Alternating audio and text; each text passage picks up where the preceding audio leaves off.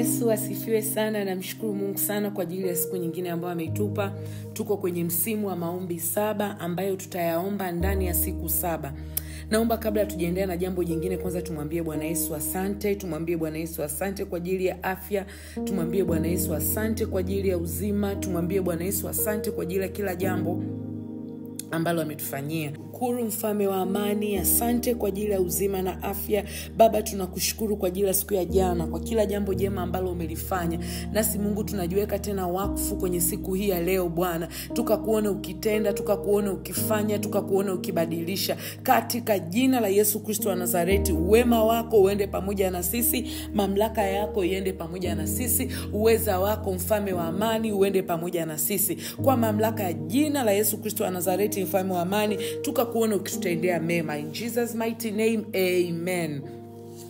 Namshukuru Mungu sana kwa ajili ya siku nyingine ya pili ambayo ametupa, na niko hapa kwa ajili ya kusema na wewe ambaye ulipata nafasi ya kuomba siku ya jana.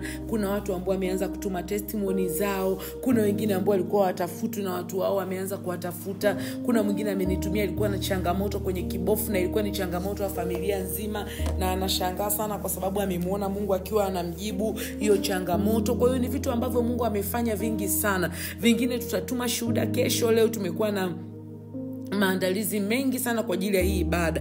Kwa hiyo kipekee kabisa napenda kumshukuru Mungu kwa ajili ya kila jambo ambalo amelifanya. Na kama kuna kitu ambacho umegundua kimeanza kubadilika, basi hebu tuandikie testimony yako kwenye comments below, na sisi tutapata nafasi ya kuzisoma na kuposti na kushirikisha wengine ili kila mtu aone jinsi ambavyo Mungu ameanza kufanya. Tuko kwenye mfululizo wa maombi 7 yatakayofanyika ndani ya siku 7. Na leo ni siku yetu ya pili, na kama nilivyotangaza kuanzia jana, tutakuwa na ibada Jumapili ambayo itakuwa ni siku ya 6, na tutakuwa na ibada Jumatatu ambayo itakuwa ni siku ya 7. Tutauona uweza wa Mungu sana sana sana. Kumbuka nilikwambia tutakuwa na siku 2 za maombi ya toba, tutakuwa na siku 2 za maombi ya rehema, tutakuwa na siku 2 za maombi ya mahitaji, na tutakuwa na siku moja ya mwisho ambayo inaitwa siku ya 7, siku ya mapumziko. Siku ambayo vitu vyote tulivyoviomba toka siku ya kwanza Mungu ataenda kuvifinalize. Ataenda kutujibu yote, hata yale ambayo ulikuwa unafikiri bado yako pending, Mungu ataenda kutujibu. Na kwenye mfululizo wa haya maombi 7 ya siku 7, nimesema na wewe nikasema kila siku hakikisha unaandaa meza ya Bwana na unashiriki meza ya Bwana. Meza ya Bwana maana yake nini? Ni kula mwili wa Kristo na kunywa damu ya Kristo. Kwa hiyo hakikisha popote unapokuwepo unapata kitu, hata kama ni punje ya wali, unaigeuza kuwa mwili wa Kristo, na hiyo damu unaigeuza kuwa damu ya Yesu. Bwana Yesu asifiwe sana. Lakini pia kitu cha pili, hakikisha kila siku unashika maombi yako 6 ulioyaandika mwaka ulipoanza. Tuna maombi ambayo tumeandika mwaka ulipoanza. Hakikisha unashika hayo maombi muda wa maombi, ili pia Mungu apite na sisi atupe vile vitu ambavyo tumemuomba. Na kitu cha tatu, nilikwambia kila siku andaa na shika majina yako, jina la ukoo wenu, makabila, na andika mkoa unaokaa na uliozaliwa. Kumbuka tunataka Mungu apite katika kila kitu ambacho kinaonekana hakiwezekaniki. Apite katika kila jambo ambalo linaonekana haliwezekaniki, ili uweza wa Mungu usogee, ili uweza wa Mungu ututokezee. Bwana asifiwe sana.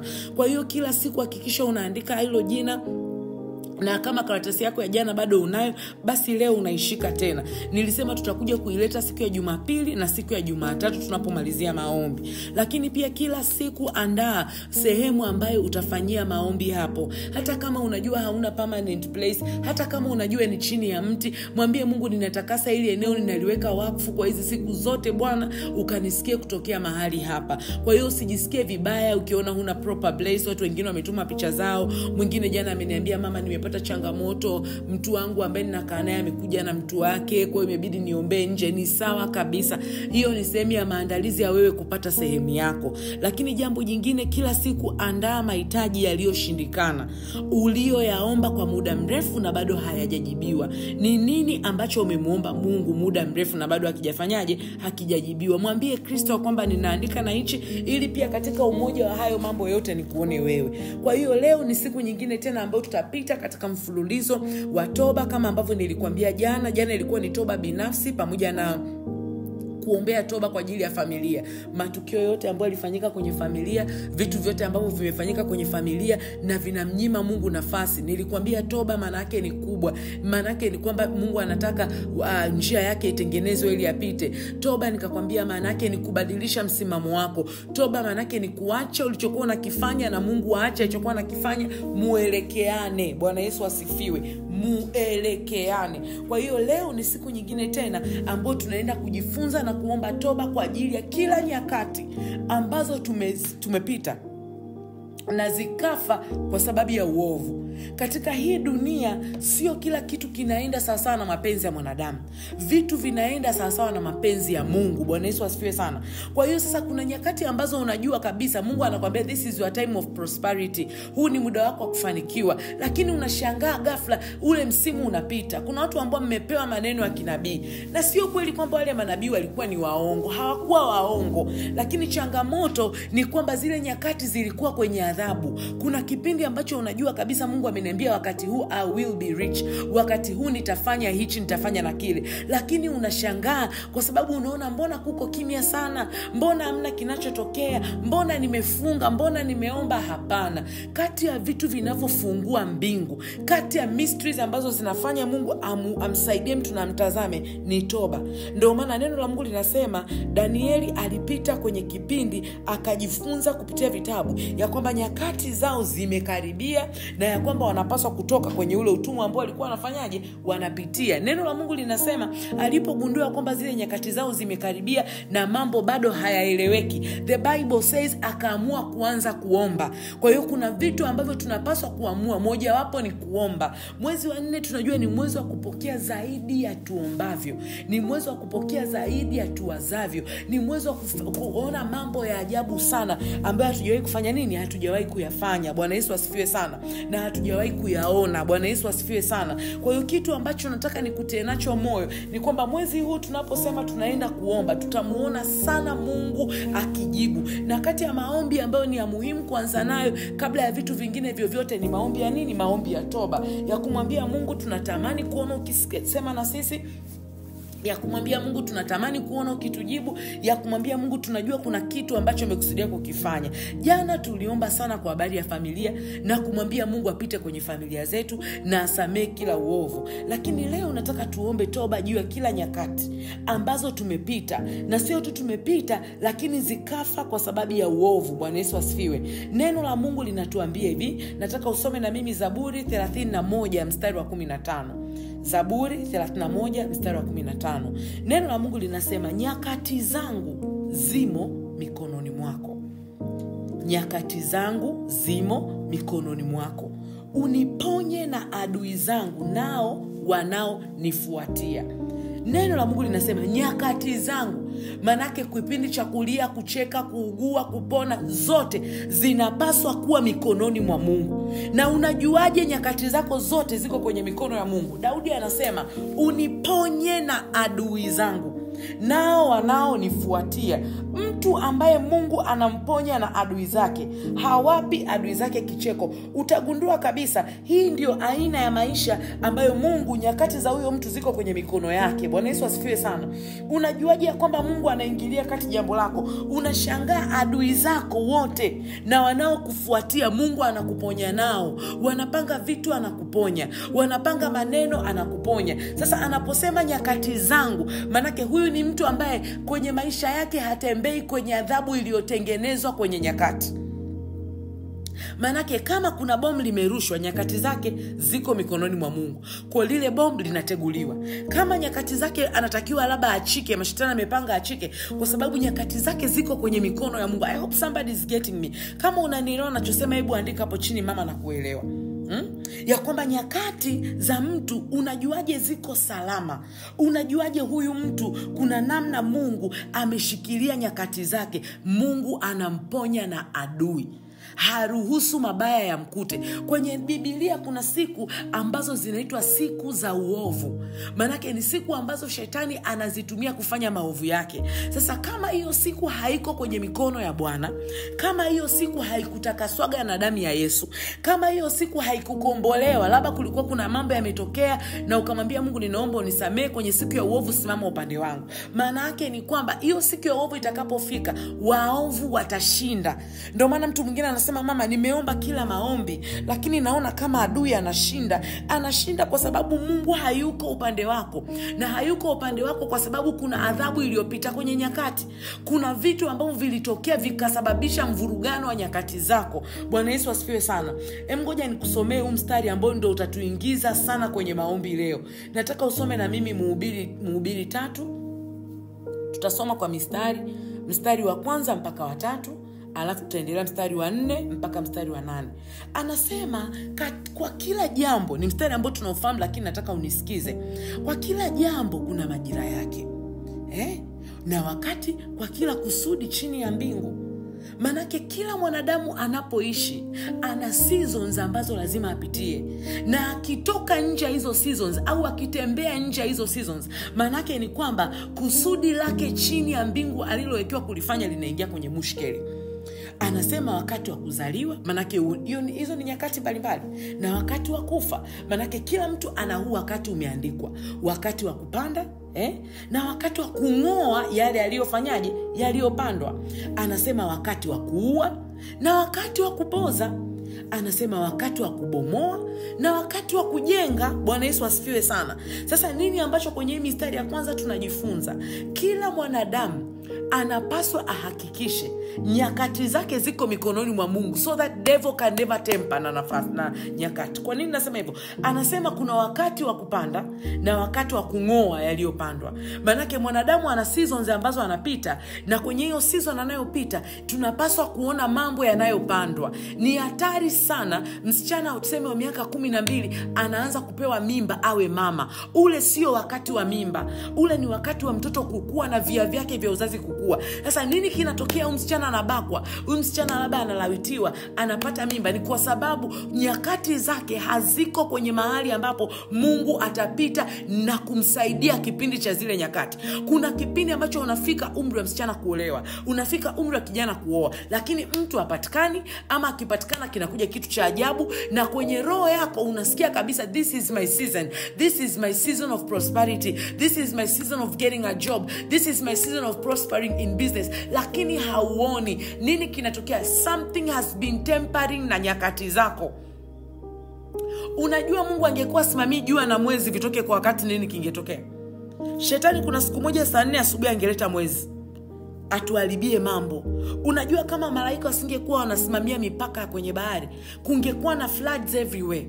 Kwa chochote unachokiona kinaenda kwenye sequence, unaona kina consistency, ni kwa sababu nyakati zake zimesimamiwa. Kwa mfano, muda wa maombi 7 ya siku 7 ni nyakati zinasema huu ni muda wa maombi 7 ya siku 7. Kwa hiyo kama nisingekuwa ninakaa kwenye kujua majira na nyakati, nisingekuwa nimeomba kwamba Mungu wakati unapofika wa jambo fulani hilo jambo litokee, manake ningepishana na hiyo season na mambo yasingekaa kama yanapopaswa kufanyaje, yanapopaswa kukaa. Lakini mstari wa 4 anasema wakati wa kulia na wakati wa kucheka, wakati wa kuomboleza na wakati wa kucheza. Kwa kila kitu kinapaswa kikae kwenye nyakati za aina fulani. Watu wakiwa wanalia wewe unacheka, utaonekana ni chizi, na wakati ambao wengine wanaomboleza wewe unacheza, hautaeleweka. Bwana Yesu asifiwe.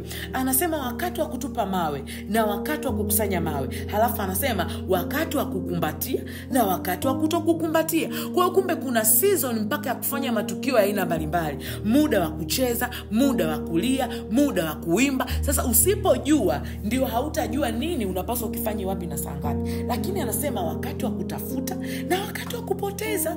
Kwa sio kila wakati kwenye maisha utapata kila kitu. There are times utaona kama unapokutishwa. Tunamuona Ayubu. Kuna wakati alikuwa na watoto wengi, wakati watoto akaondoka. Kuna wakati alikuwa na mifugo mingi, nyingi, lakini mifugo ikaondoka. Kuna wakati alikuwa na marafiki, baadaye marafiki wakamsnitch, wakamsema kwamba yeye ni mwenye dhambi. Sasa kama season zako haziko chini ya amri ya Mungu, shetani ana uwezo wa kutempa nazo. Na anatempa nazo kwa sababu gani? Kuna kipindi ambacho Mungu alitegemea ucheze ukawa unalia, alitegemea ulie ukawa unacheza. Sasa Mungu ni Mungu wa majira na nyakati. Kuna kipindi usiposimamia sawasawa, ama familia yenu isipojua nini cha kufanya. Kuna wakati ambao watu wanaambiwa toa sadaka. Kwa mfano, unaambiwa mshahara wako wa kwanza ni malimbuko. Ule ni wakati wa malimbuko. Kwa usipotoa malimbuko wakati wa malimbuko, umejiingiza kwenye adhabu. Usipotoa fungu la 10 wakati wa fungu la 10, umejiingiza kwenye shida. Mungu anategemea ya kwamba msaidie mhitaji fulani, na wewe ndio amekupa hela kumpa yule mhitaji. Manake huo ni wakati wa kumkumbatia mhitaji, na wewe hauendi kumkumbatia mhitaji. Unajiingiza kwenye changamoto kubwa sana, kwa sababu anapotazama kwamba okay, huyu amekuja sasa hivi ni muda wa yeye kupewa, lakini mbona muda wa kutoa sikumuona? Sasa ule muda wa kupewa unabaki unashangaa, hauelewi, vitu haviendi, kwa sababu ulipaswa uwepo pale muda ambao ni muda wa kutoa, ili muda wa wewe kupokea ukifika, mambo yasiwe mabaya. Bwana Yesu asifiwe sana.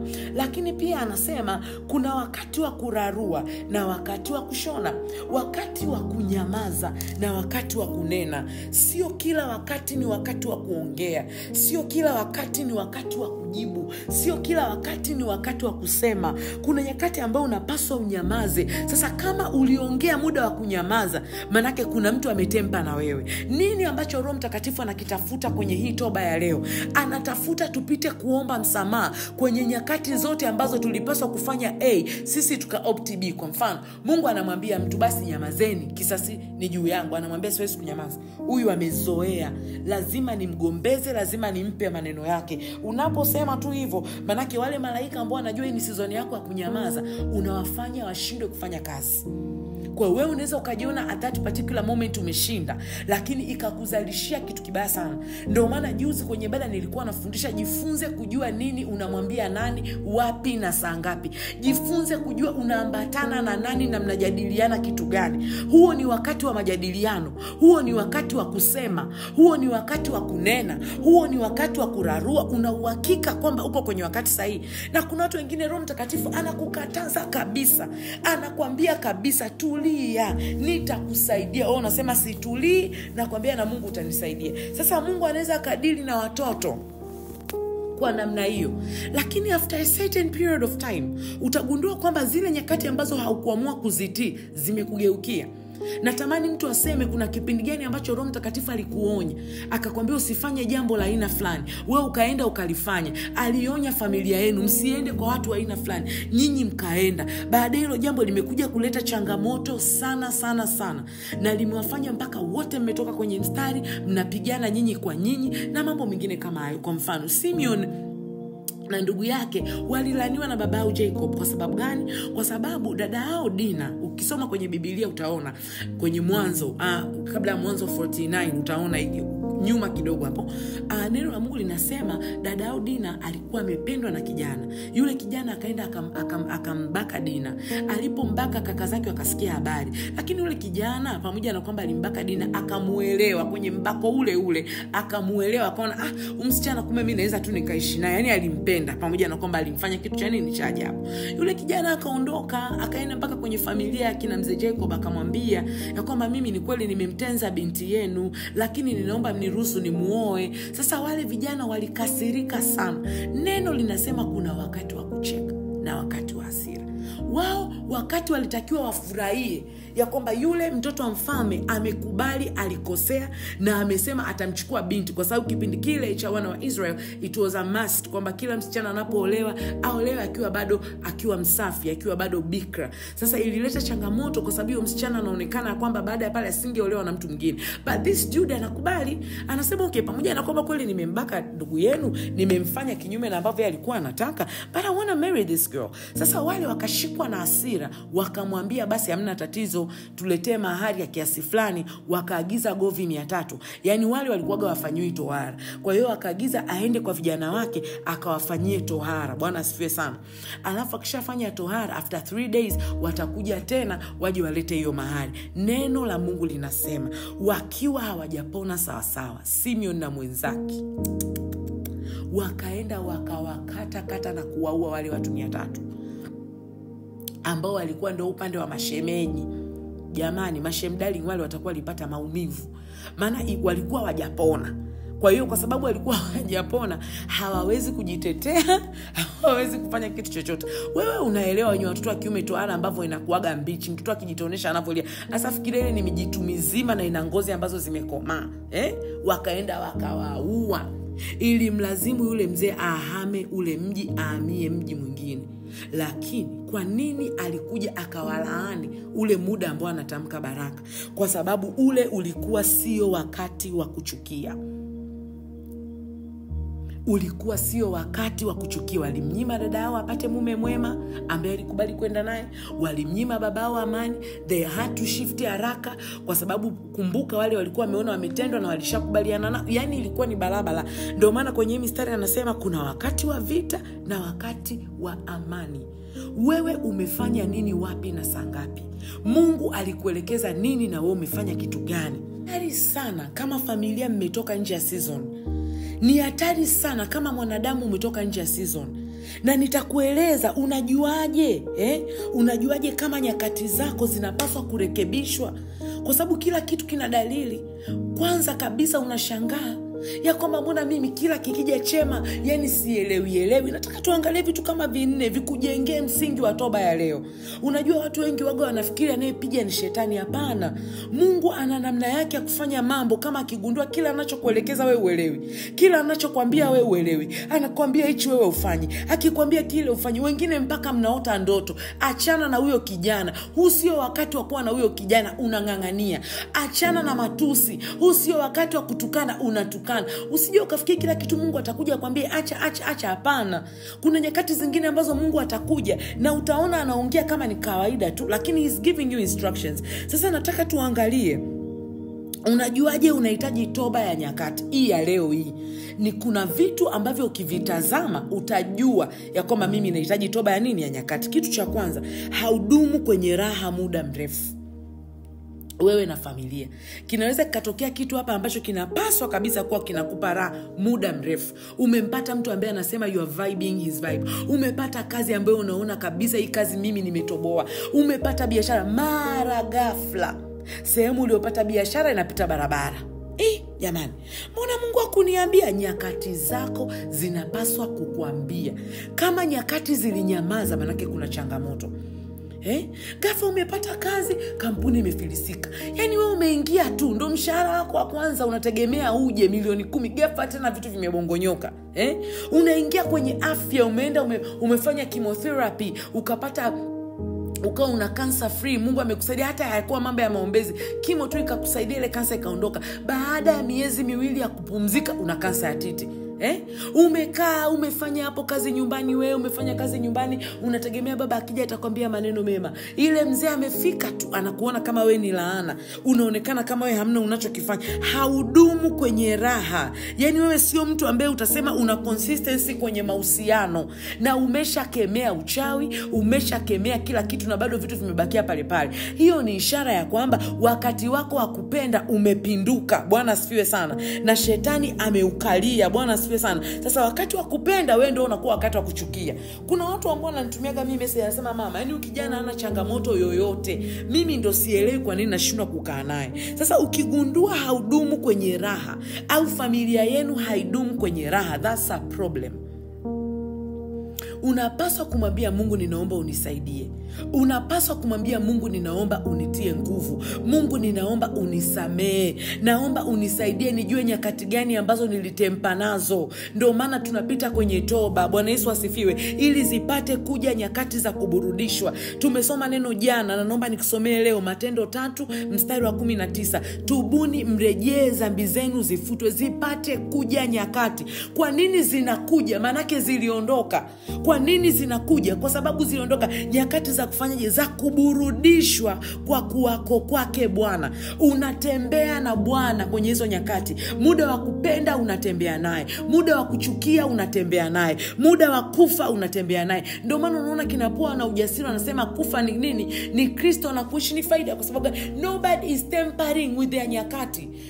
Mimi nilisikia ya ya TB Joshua ambavyo alikuwa ana ile siku ya mwisho ambayo anakimbia anawahi ili aende sasa afariki aende mbinguni. Watu wanasema ambao alikuwepo pale, wale testifiers ambao alimuona, alifanya ibada ya mwisho wa partners, halafu muda ulivyozidi kwenda akawa anatembea haraka mpaka kama anataka kukimbia, akawahi akaingia akakaa kwenye kiti.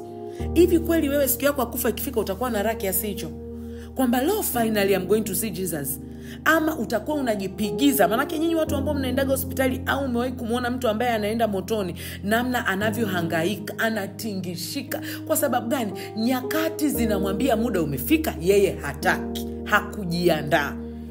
Umeelewa? Uende kwenye mtihani, nyakati za kusoma ulikuwa usoma, nyakati za kujiandaa ulikuwa ujiandai. Unafika kwenye mtihani uelewi unamuigilizia nani. Unafika kwenye mtihani cha kuandika hauna, unatoa macho mjusi anasubiri. Unaenda kwenye interview, jamani, yani wewe mwenyewe unakuwa kama uelewi imekuaje, uelewi nitafanyaje, unahangaika sana. Kwa sababu gani? Kuna kitu umetemba kwa huwezi kudumu kwenye raha muda mrefu. Sasa hicho ni kitu cha kwanza. Ukiona tu ya kwamba wewe na raha hampo kololo, wewe na raha hampo, yani mnafanyika tu vitu, yani wewe maisha yako yote. Juzi niliwapa mfano nikawaambia kwa habari ya majani marefu ambayo huko Dodoma wanaita hemba hemba. Yani wewe maisha yako yote unaishi kwenye hemba hemba tu, unarukia tu majani, kazi yako kucheza na nyoka, haujui kufurahia jambo muda mrefu, yani jambo lako halidumu.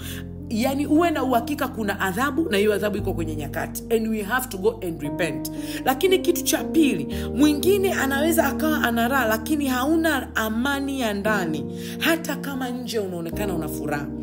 Kuna mtu ikifika Jumapili usiku analia kwa sababu Jumatatu hataki kwenda kazini. Jumatatu ni siku iko ndani ya nyakati. Kwa nini usifurahie?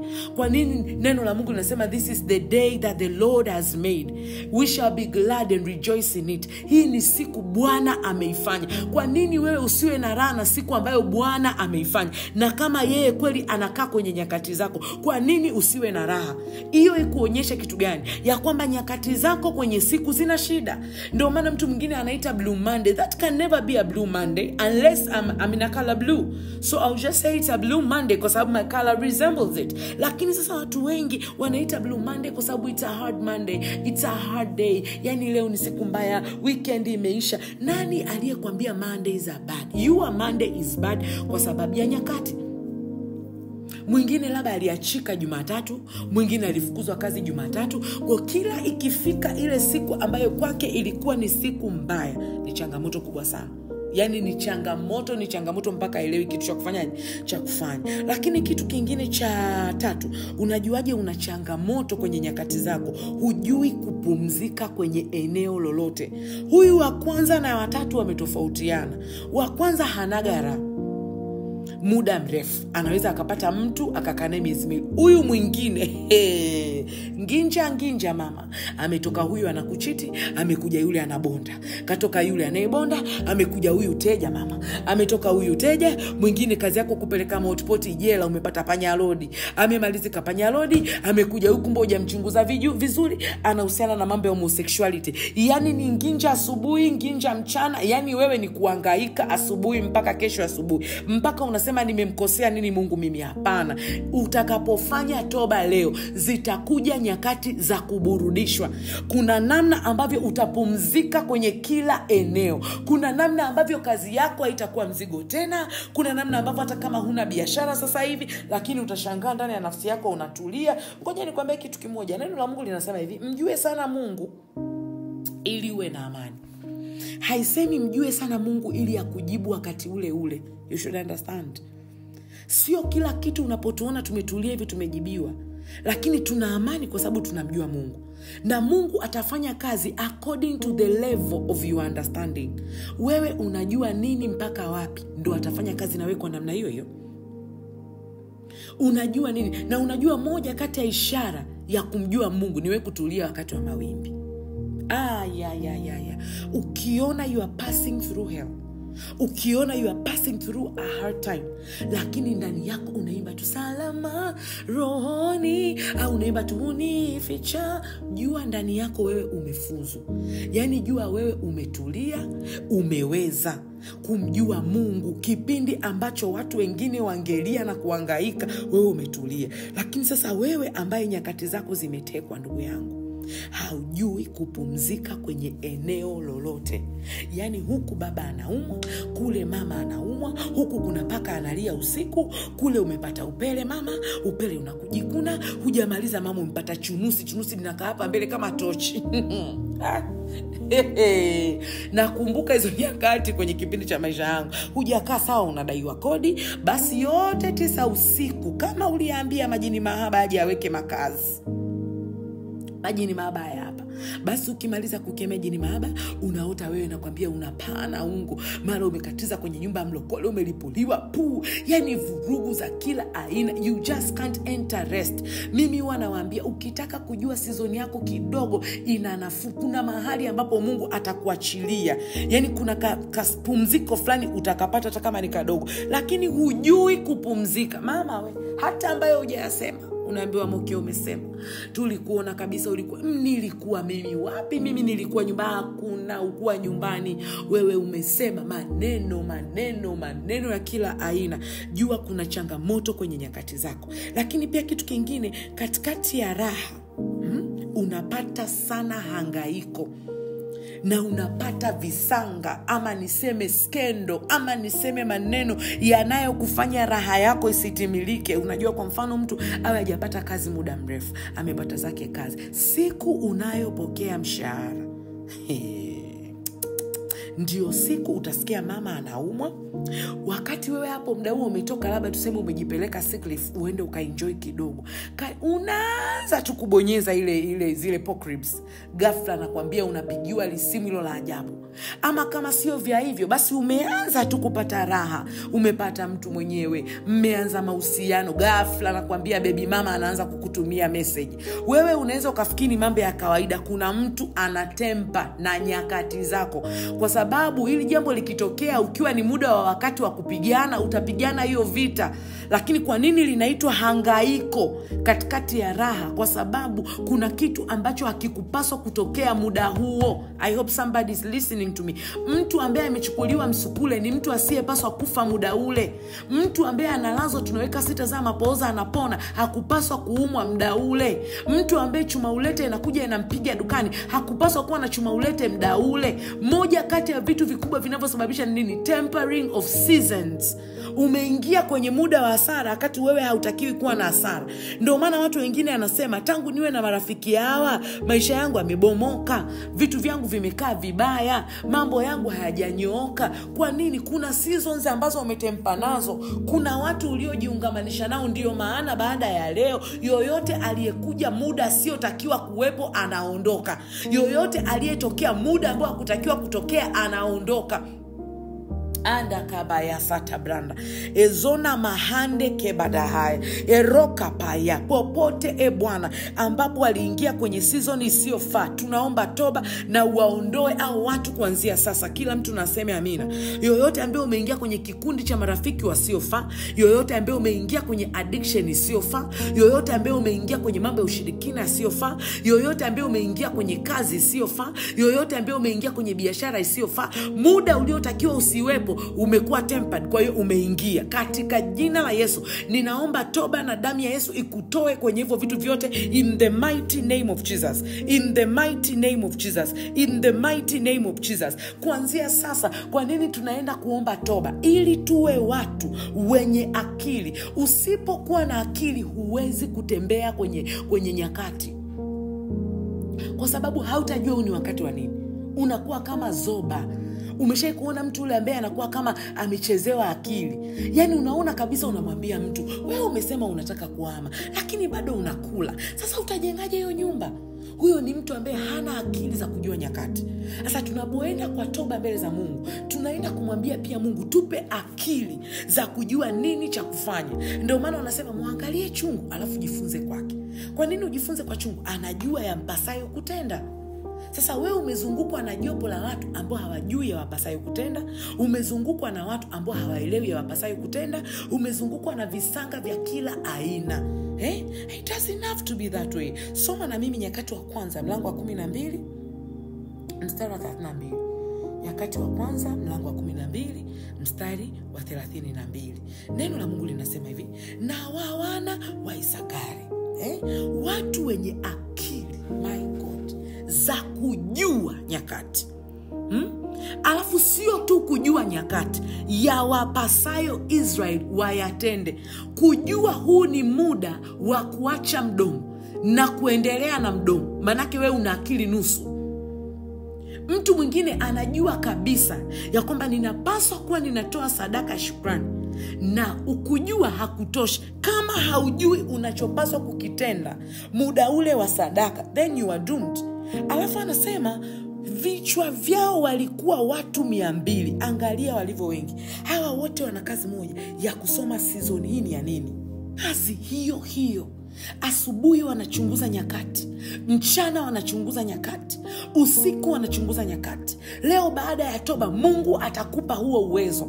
Atakwambia wapi pa kwenda, atakwambia nini cha kufanya, na utashangaa unawaza. Kumbuka tuko kwenye ile zaidi ya tuwazavyo, zaidi ya tutendavyo, zaidi ya tuombavyo na zaidi ya tuwazavyo. Manake tutakapozijua nyakati, Mungu atafanya baka na atafanya beyond and above. Wakati unasema nimegundua huu ni wakati wangu wa kutajirika, atakuonesha njia, alafu atakufanyia zaidi ya hicho unachokifikiria. Wewe nenda, fanya anachokuambia, fanya anavyokuelekeza. Kwa mfano kama hapa nimesema ni muda wa toba, usianze kukemea. Hatuko kwenye level ya majeshi ya mapepo mabaya. Nyakati zinamilikiwa na falme na mamlaka. Wao ndio wanatunza seasons. Ngoja nikwambie kitu kimoja. Unajua huu mwaka ni mwaka wa uchaguzi hapa Tanzania, right? Unaweza ukakemea mwaka wa uchaguzi ugeuke, kwamba uanze kusema kwa jina la Yesu nasema 2025 hautakuwa mwaka wa uchaguzi. That is you being crazy. Kwa sababu mamlaka imetangaza. Sasa kuna namna ya kuomba ili mamlaka ibadilishe utaratibu. Hauwezi kukemea vitu vikabadilika. Lazima utafute namna ya kuwatafuta wenye akili, waingize sera ya kwa nini huu mwaka wa uchaguzi usiwepo. Kwa hiyo unatakiwa kujua namna ya kuomba. Ndio tunakuja kwenye kipengele sasa ya kuyajua yawapasayo Israeli wayatende. Naomba nikuulize, wewe huwa unajua kwenye nyakati zako unatakiwa utende nini? Wewe hujawahi kumwona ndugu yako anakuwa na hela, unatamani umwite umshauri, lakini unajua hata kusikiliza. Unatamani umwite umwambie dada, hichi kipindi ambacho una hela tunza hizo hela, lakini hakusikilizi. Ngoja nikupe mfano mwingine. Neno la Mungu linatuambia kwa habari ya Vashti. Mimi napenda kumuita dada V.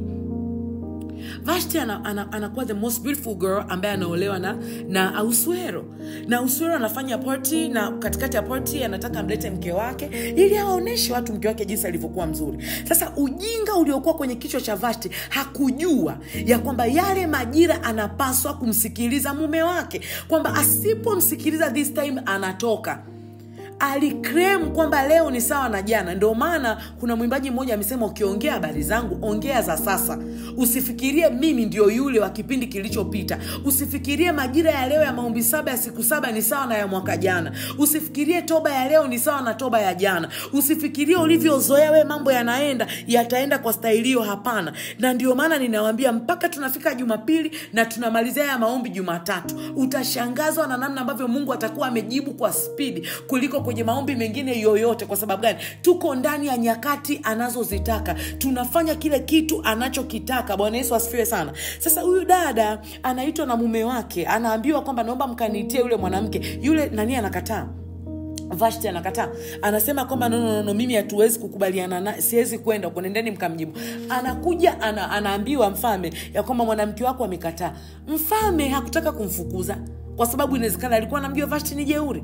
Kwa kwenye nyakati zao alikubaliana na ujeuri wa nani? Wa Vashti. Kitu ambacho Vashti alikuwa hakijui ni change of season, kwamba kuna mtu ambaye Mungu anataka amuingize ndani na anatumia tabia yake yeye kumtoa nje. Neno la Mungu linasema washauri wake na wenye akili za nyakati, wale watu wanaitwa wenye akili za nyakati, walimwambia mfalme hili jambo lazima libadilike, lazima aondolewe, kwa sababu wake zetu wakisikia watatudharau.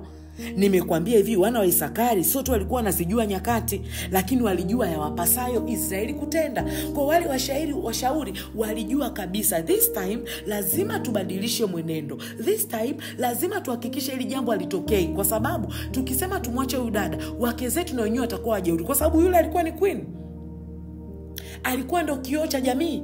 Yeye ndo alikuwa anawaelekeza watu. Ngoja nikupe mfano. Unakumbuka kipindi the late Mheshimiwa Magufuli ambapo alikuwa anaiendesha nchi, ambapo alitreat corona, everybody alianza kuignore. Lakini a way before kila mtu alikuwa anakubaliana nayo. Anaona kwamba tunakufa, watu wanapata pressure, but when the moment akasema nataka nikapime, when alipoanza tu kuonesha haina maana, yale maafa yalipungua for a very big percent. Sasa ni kwa sababu gani? Alijua hii sio season ya kukumbatia corona, ni season ya kutokukumbatia corona. Sasa kitu ambacho V alimiss ni kujua ya kwamba kati ya muda ninaopaswa kumsikiliza mfalme ni huu. Ngoja nikupe mfano binafsi ambao ulikuwa unatokea nyumbani kwetu. It's something very funny, lakini it's something ambayo ilitufunza sana. Dada yangu wakati anaolewa, mama huwa anatufanyia sherehe kubwa sana za kitchen party, sana. Sasa mama huwa anapenda umsikilize. Jamani, kati ya kipindi ambacho hupasi kupiga kelele, sijui mambo ya nini, ni kipindi ambacho una shughuli. Kaa kwa kutulia kwa mama Kiando. Akikwambia leo maboga, wewe unajibu ndio mama. Ingekuwa kwa mganga ungesema tawili. Akisema leo kande mama, tena kande ni nzuri, wala tuweki sukari, maziwa, nyama wala chochote. Akisema leo ni kuvaa gauni kubwa kama pazia, wewe unaitikia mama umeweza.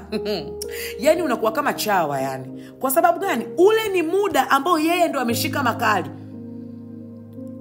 Cheka ovyo mzingue utakoma. Yani mama anakwambia sifanyi, naacha, ndo yuko hivyo kwa sababu yeye anaamini ni mzazi, unanielewa? Na sio tu kwa sababu ni mzazi, anaamini ya kwamba anatakiwa akueleweshe wewe, anatakiwa akusaidie, utakiwi kubishana naye. Basi sizo na Danora ikapita, lakini ndo hapo nakwambia Danora alikuwa anataka kibanio cha hivi. Mama anamwambia hapana, mimi naona cha hivi ndo kizuri. Basi dadangu anataka abisha, mimi namwambia Danora vumilia, uende kwenye mji wako, dadangu ndo yenyewe ulivyoisubiria kwa shida. Usibishane na mama, vumilia shogare. Basi kweli dadangu akavumilia. Mimi nilikuwa sielewi, kafika zamu yangu ninapokuambia mimi nataka eleni zenye nyembamba ndefu. Mama anasema eleni pana ndio zinanoga. Basi nakwambia maneno huko nyumbani. Danora akaniambia umesahau muda ni muda gani mdogo wangu?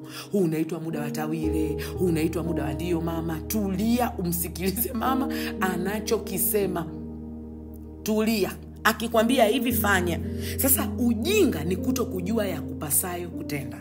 Ukachukulia ile moment kwamba itakuwa ni lifetime. Kumbe ni kipindi cha miezi 2 tu cha maandalizi ya harusi. Kumbe ni kipindi cha mwezi mmoja tu ambacho Mungu anataka ujue ya kupasayo kutenda. Kwa mfano nimesema kila mtu awe anaomba. People don't pray. Unategemea nini? After 7 days ndo unakuja na ulikuwa unajua, ndo unaanza kuhangaika. Ayo. Yani wewe lazima ufeli kwenye haya maisha. Sasa mtu wa hivyo ni mtu wa aina gani? Ambaye nyakati zake haziko sawa, ambaye alishakosea. Na ukifanya kosa hujamkosea shetani, umemkosea nani? Umemkosea Mungu. Bwana Yesu asifiwe sana. Sasa ni lazima ujue ya kupasayo kufanya nini, kutenda. Ndio maana unamuona Yesu anachoka, yule baba anasema Mungu wangu, duniani wanabonda jamani. Yani akiuwaza msalaba anakoma, maana sio kwa maneno yale alokuwa anapewa na walimwengu. Anawaza ule msalaba atakavyonitundika mimi, nitatundikwa uchu binadamu unataka kumzidia. Anamwambia Mungu jamani, naomba unisaidie, ikiwezekana kikombe hichi kifanyaje, kiniepuke, lakini mapenzi yako yafanyaje, yatimizwe. Kwa nini anadumbukiza mapenzi ya Mungu yatimizwe? Kwa sababu anajua season. Anajua huu ni muda wangu wa kujaribiwa. Huu ni muda wa kujisimamia mimi mwenyewe. Wewe unajua nini sasa hivi? Kwenye maisha yako hapa sasa hivi ninavyoongea na wewe, unajua uko kwenye season gani? Yani kama ujue andika, au wewe tu ni mtu ambaye ukiamka ndo hivyo kumekucha, basi ukilala ndo umelala. Huelewi uko wapi, huelewi unapaswa kufanya nini. Unaonekana hauna akili. Unamwangalia mtu kweli bosi wako jinsi alivyo, na hauelewi hii ni season ya kumfurahisha bosi, na hauelewi hii ni season ya maombi, na hauelewi ni season I will be betrayed. Yesu anawaambia wanafunzi wake kwamba mmoja katikati yenu atanibetray. Kwa nini watu wengi tunashtukaga sana when betrayal comes? Kwa sababu tulikuwa hatujui nyakati za kuwa betrayed zimefika. Wewe unafikiri kwamba penzi mlilopeana jana ndio penzi la leo, lakini Yesu anasema one among you will betray me tonight. Tena anakuja baadaye anambusu, anamwambia unamsaliti mwana wa Adamu kwa kumbusu. Manake ni nini? Upendo ulikuwa haumfanyi asijue ya kwamba season hii mimi nabwagwa. Alijua anakuja kufanyaje, alijua atatumika muda gani. Unajua watu wengine sasa hivi mtu mwambie afi na 33 years, premature death, the devil has killed him. No, alimaliza kusudi. Ndio maana kuna vitu vingine tunasemaga mtu asife kabla ya muda, afe natural death, yani muda wake wa kufa huo ulifanya nini? Ulifika. Sasa what am I trying to tell you? Ya kwamba kuna vitu vingine havipaswi kukupa wakati mgumu kwa sababu unajua majira na nyakati. Lakini kwa nini vinakupa wakati mgumu? Kuna watu wengine Mungu anawapitisha tu ili awakomaze. Anampa mahusiano mabaya kwa sababu yeye anatakiwa aje kuwa relationship expert. Anawapa financial stability nzuri ili awatie moyo wengine. Anawaambia kwamba Mungu anaweza akakubana upande mmoja akakusaidia upande mwingine. Lakini nini ambacho kinatokea? Watu wengi hawaelewi. Sasa Yesu mpaka alijua kwamba anapaswa kuteseka mara moja. Wewe unajua unapaswa kukosea mara ngapi hadi uje upatie? Bwana Yesu asifiwe sana. Neno la Mungu linatuambia kabla tujaingia kwenye maombi, kwenye Waebrania 9 mstari wa 26 hadi 28, anasema hivi: kama ni hivyo, ingalimpaswa kuteswa mara nyingi tangu kuwekwa kwa misingi ya ulimwengu. Lakini sasa mara moja tu katika utimilifu wa nyakati. Ili nyakati zitimie, Yesu akupaswa kuja ateswe mara kibao. Ndio maana it was one goal, yani mbamba kasulubiwa, mbamba kazikwa, mbamba kafufuka, mbamba ameketi mkono wa kuume wa Mungu Baba Mwenyezi. Yule pale ameweza, shetani anakoma. Lakini unaelewa wewe ndio ungekuwa umepewa hiyo kazi ya kuja duniani, ungeanza kuja the moment even Adam ametoka bustanini. Unateswa kidogo, unakatwa kamkono, unaondoka. Unakuja unateswa kidogo, unakatwa kamguu, unaondoka. Kwa sababu gani? Haujui ya kupasayo kutenda. Lakini Mungu ni Mungu anayejua anapaswa afanye nini, wapi na saa ngapi. Ndio maana unamuona yuko very organized, extremely organized. Anaumba siku 7, ya 7 anapumzika, siku 7 kuna vitu anafanya. Unamuona yuko extremely organized. Why are you not organized? Kwa sababu siku zako haziko sawa. Kuna mtu ametempa na majira ambayo unayo. Alafu anasema katika utimilifu wa nyakati amefunuliwa azitangue dhambi kwa dhabihu ya nafsi yake. Na kama vile watu wanavyowekewa kufa mara moja na baada ya kufa hukumu. Unaona nyakati hizo, wakati wa kufa ni mara moja na baada ya kufa hukumu. Lakini wewe kwa sababu jua cheo anakuchukua msukule, unakufa mara 2. Unakufa mwili, ukishakufa mwili unakaa kidogo ndo mpaka Mungu aje amue akuue roho. Ama hiyo siku anakuchukua na yako kata siku hiyo mba. Alafu anasema kadhalika Kristo naye akiisha kutolewa sadaka mara moja azichukue dhambi za watu wengi, atatokea mara ya pili pasipo dhambi kwa hao wamtazamiao kwa wokovu. Tunaelezewa ambavyo Yesu alikufa mara moja na baada ya hiyo mara moja hakurudi tena. Manake kuna nyakati za mateso unazopita hazipaswi kujirudia mara 2. Somo moja, mateso moja, baada ya hapo kila kitu kimefanyaje? Kimekaa sawa. Bwana asifiwe sana. Bwana asifiwe sana. Nani ambaye ametazama hili somo ambalo nimelielezea leo kwa muda mrefu sana na umegundua ya kwamba kuna changamoto ipo kwenye majira yako, kuna changamoto ipo kwenye nyakati zako, kuna changamoto ipo kwenye siku ambazo unazina kuzunguka, umegundua hupataji pumziko, umegundua una changamoto ya hii na hii na hii. Bwana Yesu asifiwe sana. Ni nini ambacho unataka kukiona Mungu anakifanya kwenye familia yenu? Muda wa hela mjue cha kufanyia hela, muda zikiwa chache mjue cha kufanya. Hiyo ndio ilimpa nafasi Joseph. Alimwambia kwamba unaona ng'ombe 7 ni hivi na wengine ni hivi, na inapaswa tuweke akiba. Angalia ambapo ilikuja kubadilisha hali nzima ya nchi. Lakini wewe nyakati zako ziko tempered in such a way you don't even understand lini uweke, lini usiweke. Kama unakuwa unapata wenge alafu hela inakuongelesha nitafune nile nimeze mama, yani wewe achana na mambo ya akiba. Akiba ndio kitu gani? Usimwekee shetani kitu cha kula. Lakini angalieni maisha yenu. Kuna watu ambao wazazi wenu walishakuwa na nafasi sana kwenye vyeo vya juu, kwenye mashirika binafsi, serikalini. Angalia sasa hivi ambavyo hamna nafasi. Angalia mlivyoporomoka, manake hamkujua kutumia nyakati. Sasa tunapoenda kuomba jioni ya leo, nataka tuende kwa toba, tukaombe toba. Tumwambie Mungu, wakati tulipopaswa kucheka sisi tukalia, samehe.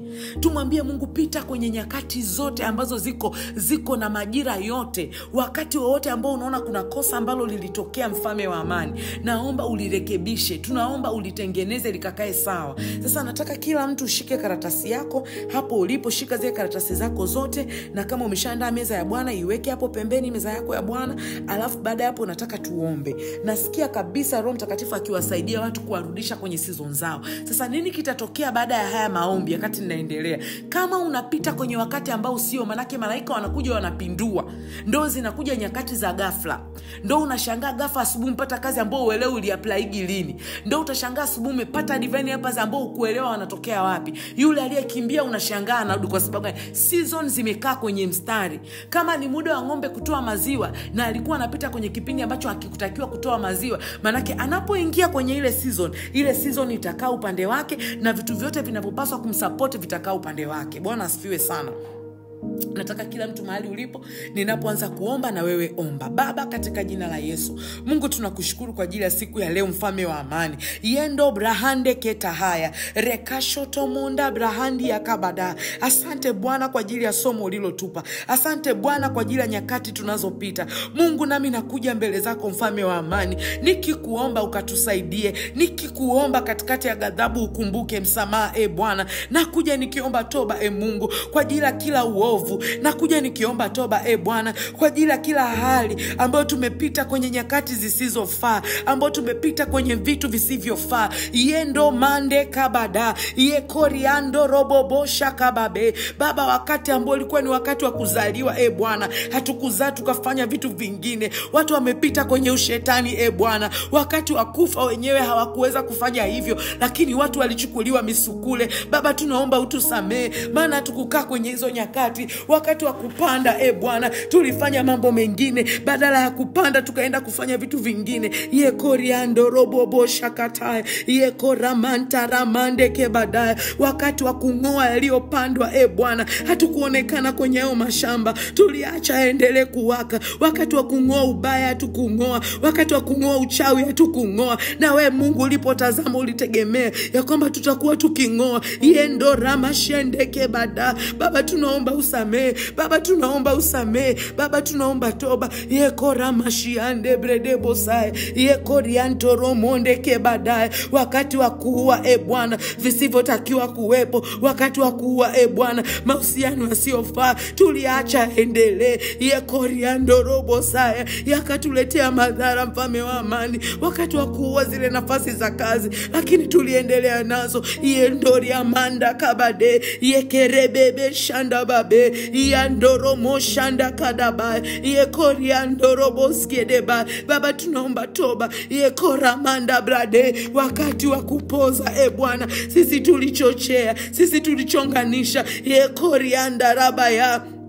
Ebu pita kwenye kila nyakati za maisha yako. Kuna wengine ambao Roho Mtakatifu atakukumbusha, ule ulikuwa wakati wa kutulia mwanangu, lakini wewe ulifanya vurugu. Mwambie nisamee, mwambie ni rehemu Baba. Ye konda ramashende bredebo saya, ye korianta. Wakati wa kubomoa, Bwana, sisi tukajenga, na wakati wa kujenga, Bwana, sisi tukabomoa. Ye koramande bredebo boshanda, ye kariando robo bosheke debaya, erado dobo shandara koya. Baba, tusamee, hatukupita sawasawa. Ye koriando robrodo kotaya. Wakati wa kulia, Bwana, uliotegemea kilio cha Hana, uliotegemea machozi, uliotegemea maombolezo, lakini sisi tulikuwa tunacheka, hatukuiona hatari, Bwana. Ye koramanda bredebo saya, ye kenderebe shanda bade, yando robobo shakataya, ye korianda ramonde kebada, ye korianto robo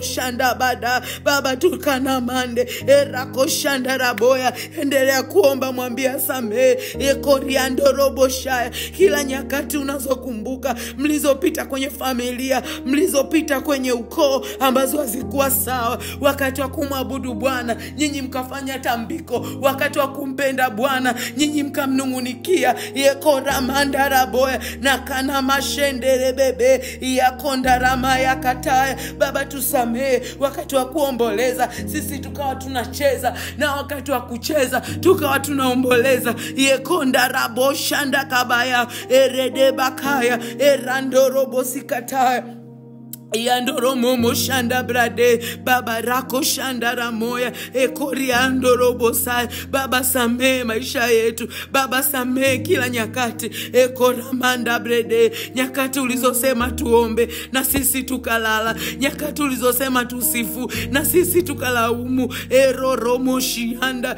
erekoko maya erado bandeke badia iakono mondere bebe iakonene mashianda erakota taramande erababa sheketere moya ndarabaya. Endelea kuomba, usinyamaze. Mwambie Mungu, nisamehe mimi. Sikujua ule wakati ulikuwa wa kutulia, lakini nikawa nahangaika. Sikujua wakati wa sadaka, nikawa nakula, nikala chakula, nikala na mbegu. Ekoriando robo sakata. Na masikini amekuja, umasikini umekuja kama mnyang'anyi. Endorama shanta kabade Yandoromo shanta kabaya ekorianda rabaya. Baba, wakati wa kutafuta tulikuwa tumetulia, tutafuti. Ulisema nitafuteni maadamu napatikana, maadamu naonekana. Yekoramanda brede, hakuna aliyekutafuta, hakuna aliyejali. Baba, familia ilienda tofauti. Tusamehe mfalme wa amani. Ekoranda brede bosakata wakanda ramashende. Wakati wa kuweka Baba, uliposema kuhusu akiba, wakati wa kuweka, uliposema kwa habari ya mazao, uliposema kwa habari ya chakula, uliposema kwa habari ya kuwawekea yatima, uliposema kwa habari ya kuwawekea wajane. Baba, sisi tulitafuna. Ekaranda brede bosai yekona na mashande eradoko na mayande kebada yesotoko mande eradodoko baya erakashanda. Baba, tunaomba usamehe. Ekoriando robo saya. Wakati wa kurarua Bwana, ulitegemea turarue na sisi tukashona, na wakati wa kushona sisi tukararua. Mungu, pita tusamehe. Yekonda raba shanda kabaya. Wakati wa kunyamaza sisi tuliongea, na wakati wa kuongea sisi tulinyamaza. Mungu, tusamehe. Yekonda raba shikata yerobo shanda brede bobo. Wakati wa vita Bwana, tulitangaza amani, na wakati wa amani tulitangaza vita. Ekonda raba shanda kabaya erodobo kona manda. Baba, tunakuja mbele zako tukiomba toba kwa ajili ya majira yote Bwana tunayoyakumbuka na tusiyoyakumbuka. Majira ambayo ukutegemea tufanye ubaya, lakini tulifanya ubaya. Majira ambayo tukupaswa kulipa kisasi, lakini tulilipa kisasi. Majira ambayo tulipaswa kukuwekea imani wewe, tukawategemea wanadamu. Yekonda raboze gebaya yekorianto romonda. Bwana, tunaomba utusamehe mfalme wa amani. Tunaomba utusamehe ili nyakati za kuburudishwa Bwana zipate kurejea, nyakati za pumziko zipate kurejea, nyakati za kuelewana zipate kurejea, nyakati zile za ndoa zipate kurejea, nyakati za mahusiano zipate kurejea. Baba, ninaleta familia yangu, nyakati za kwenye familia ambazo hazikuwa sawa Bwana. Ekoranda brede bobo yantoro monde erakoshanda raboya yekoriando robo sakata. Nyakati ambazo hazikuwa za ndoa, lakini ndoa ikalazimishwa Bwana, tunaomba toba. Nyakati ambazo hazikuwa za kufurahia, lakini furaha ililazimishwa. Wakati tulipaswa kuingia kwenye maombolezo eroda kana mande ezododobo shanda babe ekoriando robo sikataya yekorianda ramoshande yarokosi na mande eroko tata yekoriando erada baba shanda kabade. In the mighty name of Jesus, Baba, tunajiweka tena wakfu mikononi mwako. Eronda kaya mande, ya kwamba umesikia toba yetu Bwana. Ekorianta ramanda, wewe ushikae majira, wewe ushikae nyakati, zishike tena mikononi mwako Bwana. Tunarejesha majira yetu mikononi mwako, tunarejesha nyakati zetu mikononi mwako Bwana. Bwana, tukiamini muda wa kupanda tutapanda, muda wa kurarua tutararua, muda wa kutengeneza tutatengeneza. Yekonda raba haya, muda wa kazi zitatujia, muda wa biashara zitatujia, muda wa afya itatujia. Yekorata mande eradokotaya, mahali popote ulipotamka nyakati ambazo unapaswa kuwepo. Kama hauna kazi, mwambie saa imefika ya kwamba kazi ninaipata, maana unaingia kwenye majira tena, unaingia kwenye nyakati tena. Kana manda, ninaliona lango la nyakati likiwa linatufungukia. Yekoriando robozi gidibo, yantoro mozi gidibo, yekoramanda rakosha, yekerebebe shanda babe, ekoriando robosai, ilo lango linakufungukia. Yekoramanda, anda kumwambia Yesu asante kwa ajili ya majira mapya. Mwambie asante kwa ajili ya nyakati za kuburudishwa. Asante kwa ajili ya divine helpers ambao watapita kwenye nyakati. Asante kwa ajili ya kazi mpya. Asante yandoro moshanda brade, ekorama shanda brade. Naliona lango likiwa wazi, shetani asiloweza kupita. Nyakati inasimama juu ya ardhi, nyakati inasimama juu ya upepo, nyakati inasimama juu ya mbingu, nyakati inasimama juu ya mawingu, nyakati inasimama juu ya kuzimu, nyakati inasimama juu ya anga. Eradoka na mande,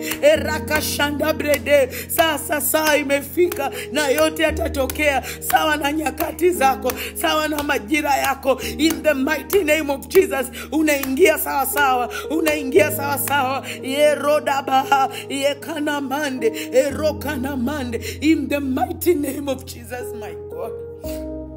My goodness, mwambie Yesu asante. Rando kaba eraka shana ba yekonde de brede kona yatamande brede kosiande. Asante mfalme wa amani, asante kwa ajili ya majira mapya, asante kwa ajili ya nyakati mpya, asante kwa ajili ya location mpya. Tunapotakiwa kuwa tutakuwa, tunachopaswa kufanya tutafanya. Ariko shandaraboe, asante maana jana ulisamehe ukatengeneza njia, leo umetupa majira mapya. Bwana, koranda bredebo sakata, korianto romonde kaba. Hatutafeli tena, yatoromonda, hatutaishia njiani. In the mighty name of Jesus. Basi nataka mahali popote ulipo, shika maombi yako yote ambayo unayo, ambayo nilikuambia kwamba unatakiwa uandike maombi yaliyoshindikana. Na kwa nini nasema ushike? Kwa sababu ninajua sasa ya kwamba kuna vitu ambavyo havikuwa sawa, sasa vitaenda kukaa sawa. Mwambie Mungu maneno kwa habari ya hayo maombi unayotaka ajibiwe, ambayo hayakujibiwa muda mrefu. Mwambie Mungu, najua umesamehe nyakati zangu, nami nayaleta haya maombi. Naleta na maombi 6 Bwana. Manda na leta na majina ya ukoo na kabila. Yeko sanda bradeni, kinyunyiza damu yako, nikiamini ya kwamba majira na nyakati vimekaa kwenye mstari, nikiamini ya kwamba ile saa imefika, nikiamini ya kwamba ile saa imefika, katika jina la Yesu Kristo, katika jina la Yesu Kristo. In Jesus mighty name we pray. Amen. Amen. Basi kama una meza ya Bwana, andaa meza yako ya Bwana. Nilikwambia jana majira na nyakati vilisimama upande wa Elia, na akaenda usiku na mchana bila kuchoka. Kwa hiyo pia nataka nikupe na wewe nafasi ya kwamba uende usiku na mchana bila kuchoka. Utakaposhiriki hiyo meza ya Bwana, ninatamka ya kwamba usiku utatendewa mema, mchana utatendewa mema katika jina la Yesu Kristo wa Nazareti. Asante kwa sababu wewe ni Mungu mwaminifu. Asante kwa sababu watoto wako watayaona mema. Nyakati za kuburudishwa zimewadia, nyakati za kuburudishwa zimewadia, nyakati za kuburudishwa zimewadia katika jina la Yesu Kristo wa Nazareti. Mungu ninakushukuru. Kabla tujaingia kwenye sadaka, kama upo na hujaokoka, nataka nikupe nafasi ya kumpa Kristo maisha yako sasa hivi. Unajua hujaokoka, nataka nikupe nafasi. Utasema na mimi ya maneno, alafu utanitafuta kwenye namba ambayo nitaitamka baadaye. Sema na mimi: Bwana Yesu, asante kwa kunipenda. Asante kwa kunifia msalabani. Futa jina langu kwenye kitabu cha hukumu. Andika jina langu kwenye kitabu cha uzima. Mimi niwe wako na wewe uwe wangu. Kwa mamlaka ya jina la Yesu. Amen. Basi kama umeokoka, ninamshukuru Mungu sana kwa ajili yako na kwa ajili ya kila kitu chema ambacho ataendelea kukufanyia. Basi kabla sijataja namba ambayo utatumia kwa ajili ya sadaka na kwa ajili ya kutuma maombi yako, kupiga picha tena maombi ya leo, kama umeandika mengine tuma, kama ni yale ya jana wakati naomba huwa naombea pia simu ya huduma, kwa usitume mara mbili, nitakuwa nimeshayaombea, lakini nitayaombea pia na leo kwa sababu ninajua picha zako zitakuwepo. Kwa hiyo shika sadaka yako mkononi, mwambie Yesu asante kwa ajili ya nyakati mpya. Mwambie Yesu asante kwa sababu utatembea ndani ya mstari wa nyakati. Hautaenda tofauti na jinsi ambavyo nyakati zinasema. Baba, asante kwa ajili ya watoto wako Bwana. Asante kwa ajili ya sadaka zao ambazo wanazitoa kwenye eneo la nyakati. Katika jina la Yesu Kristo, ukawabariki, ukawatunze na ukawape kuona mema, mfalme wa amani. Kwa mamlaka ya jina la Yesu Kristo wa Nazareti, amen. Nataka nikukumbushe jambo la mwisho kwamba Jumapili tutakuwa na ibada kubwa sana ya kuanza mwezi wa 4. Na kikawaida wewe inakuwa ni ibada ya madhabahu ya Ebeneza, lakini pia tutakuwa tukijiweka wakfu, tukiweka wakfu watoto, tukiweka wakfu wajawazito, tukiweka wakfu wanafunzi kwa ajili ya mwezi wa 4, mwezi wa kujibiwa zaidi ya tuombavyo. Bwana Yesu asifiwe sana. Lakini pia Jumatatu tutakuwa na ibada ya kumaliza maombi 7 ya siku 7. Kwa hiyo tutakuwa tuna ibada siku ya Jumapili na tutakuwa tuna ibada siku ya Jumatatu. Bado naendelea kuomba kujua kama Jumapili tutakuwa na ibada 2 au 1, lakini kabla ya siku kufika nitakuwa nimeshakupa majibu. Basi Mungu akubariki sana, Mungu akutunze sana. Washirikishe wengine kwa habari haya maombi, na namba ya sadaka ni 0717047067 0717047067, na namba hiyo utatuma maombi yako kwa wewe ambaye ulikuwa bado hujatuma tangu jana, lakini pia utatuma sadaka yako, na kama una request zingine utatuma humo, tutaziona na tutamshukuru Mungu pamoja na wewe. Mungu akubariki, Mungu akutunze. This is Minister Moki.